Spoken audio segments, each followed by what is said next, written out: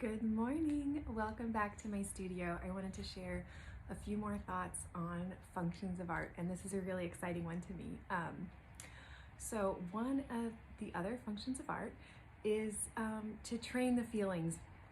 And I know that seems counterintuitive because our culture is kind of obsessed with, expressing your feelings, but really a function of art is to train them. So what I mean by that is this is a biography on Hannah More, Fierce Convictions by Karen Pryor.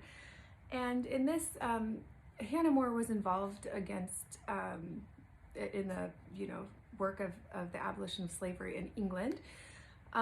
She was a close friend of William Wilberforce, and while he was involved on the legislation side of trying to end the slave trade in England, Hannah More was working to really stir up the hearts and minds of the people from a moral standpoint.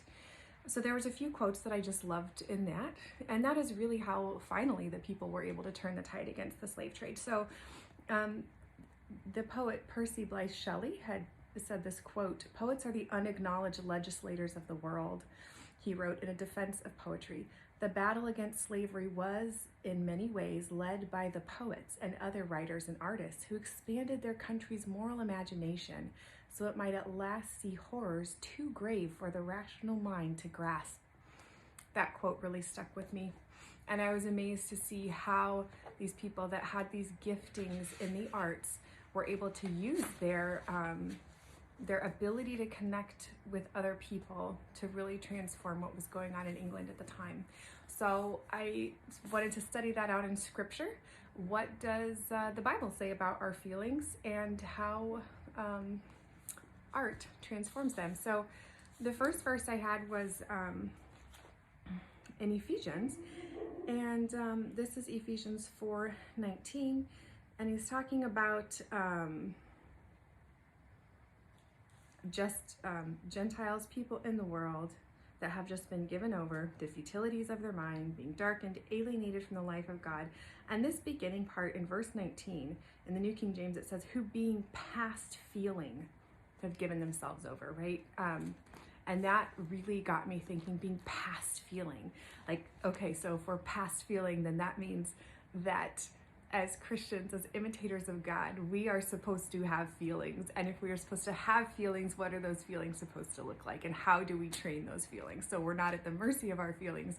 We can actively be informing our feelings to be, to stir us up to do good works, okay? And so that is really largely the function and the role of feelings, right? So if you look in scripture, you will see it so often it describes a feeling, a posture of God's heart before it describes an action, right? You can see he was stirred to wrath.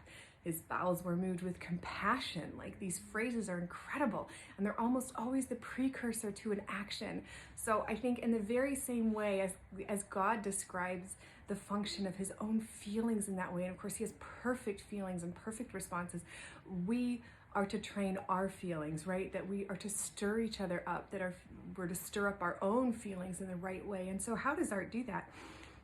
Okay, so now we're going to flip back to 2 Samuel 12, and we see there, it's talking about David, and he had committed that sin with Bathsheba, and he had covered it by sending Uriah, her husband, out to battle to be killed in the front of the battle. He's like, have him go forward, have everyone else drop back so that he will fall. And it's the most incredible thing, because when God sends Nathan the prophet to confront David about this sin, he uses a story, right? So the story of the man with his little lamb. And that is what touches David's conscience. And he's like, how could that man do this?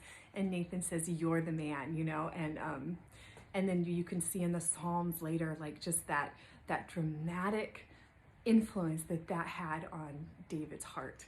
And so there you have it. As artists, like, that is a huge part of what we are to be doing. So we need to, first of all, train our own feelings. And I think this just becomes really important, like the kinds of things that we're ingesting, the media, the books, the things that, are they stirring up proper feelings in us, or are they getting us to that kind of stagnant place where we become desensitized and past feeling, right? So, and then when we make art, how can we create excellent art that helps inform and ignite the feelings and conscience of others around us? So, some thoughts to think about for today. I hope you have a wonderful day, and another rainy day for us here, so hopefully that means another day of making some art.